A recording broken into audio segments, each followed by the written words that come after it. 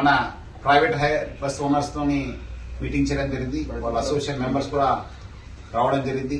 వాళ్ళు ఈ Mahalakshmi scheme implement అయిన తర్వాత కొంత ఇబ్బంది పడుతున్నారని చెప్పి మా దృష్టికి వాళ్ళు కొన్ని సమస్యలు తీసుకొచ్చారు. డెఫినెట్లీ ఆ సమస్యలన్నీ కూడా మన హై లెవెల్ కమిటీని ఏర్పాటు చేసి పరిష్కారం చేయడానికి వాళ్ళతోనే ఒక ఒప్పందం కుదిరింది. ఒక 1 వీక్ టైం కూడా మనం తీసుకోవడం జరిగింది. సో వాళ్ళు యథాస్థితి రేపటి నుంచి కూడా వాళ్ళు బస్సు నడుపుతాను అని చెప్పి వాళ్ళు హామీ ఇవ్వడం జరిగింది. సో ఎటువంటి సమ్మె కానీ ఏం లేదు. యాజమాన్య దృష్టిలో కూడా ఆ సమస్యలు ఉన్నాం. ఎందుకంటే మన బస్సులో కూడా ఆ సమస్యను మనం ఫేస్ చేస్తున్నాం. అవి కూడా మనం కన్సిడర్ చేసి మనం సైంటిఫిక్ గా మనం వర్కౌట్ చేసి డెఫినెట్లీ ఈ యొక్క సమస్యని పరిష్కారం చేయడానికి యాజమాన్యం కృషి చేస్తుంది.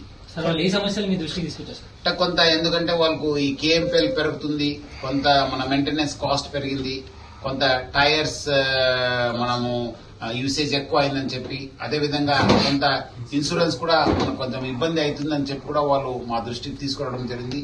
ఆల్రెడీ ఆ సమస్యలు మా దృష్టిలో ఉన్నావు డెఫినెట్లీ, ఎందుకంటే మా బస్ కూడా రన్ కావడం జరుగుతుంది. సో అవి కూడా మనము ఒక హై లెవెల్ కమిటీ చేసి సైంటిఫిక్ గా చేయాల్సి వస్తుంది. ఎందుకంటే ఇది ఎక్కడో ఒక దగ్గర పెరుగుతుంది, ఒక దగ్గర తగ్గుతుంది. సో అది కూడా మనం ఒక సైంటిఫిక్ గా అన్ని డాటాని మనము కేంద్రీకరించి డెఫినెట్లీ ఆ సమస్య పైన కూడా మనం ఫోకస్ చేసి వచ్చే 1 వీక్ లో సాల్వ్ చేయడానికి కూడా మనం వాళ్ళకి హామీ ఇవ్వడం జరిగింది. సంతృప్తి ఉన్నారు. అది ఎందుకంటే వాళ్ళు చాలా సంవత్సరం నుంచి మాతో ఉన్నారు కదా, వాళ్ళు డెఫినెట్లీ సంతృప్తి. ఎందుకంటే వాళ్ళకి చాలా సమస్యలు ఉండింది. మనము ఈ 2021 కంటే ముందు చాలా సమస్యలు ఉండింది. ఈ మేనేజ్మెంట్ చార్జ్ తీసుకున్న తర్వాత చాలా సమస్యలు మనం పరిష్కారం చేశారు. వాళ్ళు కూడా చాలా సంతృప్తి ఉన్నారు. వాళ్ళు కూడా చెప్పారు, లేదు అలాంటిది మాకు సమ్మె చేసే ఉద్దేశం లేదని చెప్పి వాళ్ళు మా దృష్టికి తీసుకురావడం జరిగింది. డెఫినెట్లీ వాళ్ళు యథాస్థితి వాళ్ళు బస్ నడుపుతానని కూడా హామీ ఇవ్వడం జరిగింది.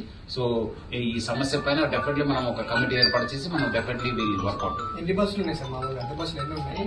ఆల్మోస్ట్ 2700 బస్సెస్ మా కార్పొరేషన్ ఉన్నాం. ఈ సమస్య కూడా మినిస్టర్ గారి దృష్టి కూడా వెళ్లడం జరిగింది. మినిస్టర్ గారు కూడా నాతో మాట్లాడారు. డెఫినెట్లీ మనం ఒక హై లెవెల్ కమిటీ చేసి పరిష్కారం చేస్తారని చెప్పి కూడా వాళ్ళు కూడా కలిసినప్పుడు హామీ ఇవ్వడం జరిగింది. నా వైపు నుంచి కూడా వాళ్ళకి హామీ ఇవ్వడం జరిగింది. రోజులు గడుస్తున్న కొద్ది అద్దె బస్సులు కొద్దిగా తగ్గుతున్నాయి కదా, 3000 చేంజ్ ఉన్నవి ఇప్పుడు దాదాపు 2000 చేంజ్ వచ్చాయి కదా, ఎలాంటి కొన్ని మనకు అది రెగ్యులర్ అఫేర్. అది కొన్ని ఎక్స్పైర్ అవుతుంటాం, కొన్ని మళ్ళీ టెండర్ పిలిపిస్తాం. టెండర్ పిలిపించినప్పుడు కొంత కొత్త టెక్నాలజీ వస్తుంటుంది, కొంత మనం టెండర్ గైడ్ లైన్స్ ని చేంజ్ చేయాల్సి వస్తుంది. వాళ్ళు కూడా కొన్ని చోట్ల డ్రైవర్ దొరకక వాళ్ళు ఇబ్బంది పడుతున్నారు. రకరకాల సమస్య వల్ల తగ్గుతున్నాం కానీ బట్ మనం కూడా మా వైపు నుంచి కూడా కొత్త బస్సెస్ కొనడం జరుగుతుంది. సో దానివల్ల కూడా మనం కూడా సంఖ్య మన ఉన్న ఓనర్షిప్ ఉన్న ఓనర్స్ దగ్గర ఉన్న సంఖ్య కూడా పెరుగుతుంది. సో కొన్ని రకరకాల కారణం వల్ల ఇది ఇట్స్ నార్మల్ ప్రాసెస్. తగ్గడము ఎక్కువ కావడం, మళ్ళీ టెండర్ పిలిపించాను సిటీలో, మళ్ళీ అగైన్ రూరల్ కు మళ్ళీ టెండర్ వెళ్తున్నాం. సో ఇట్లా మనము టెండరింగ్ ప్రాసెస్ కంటిన్యూ, ఒకసారి తగ్గుతుంది ఒకసారి ఎక్కువ అవుతుంది అంతే.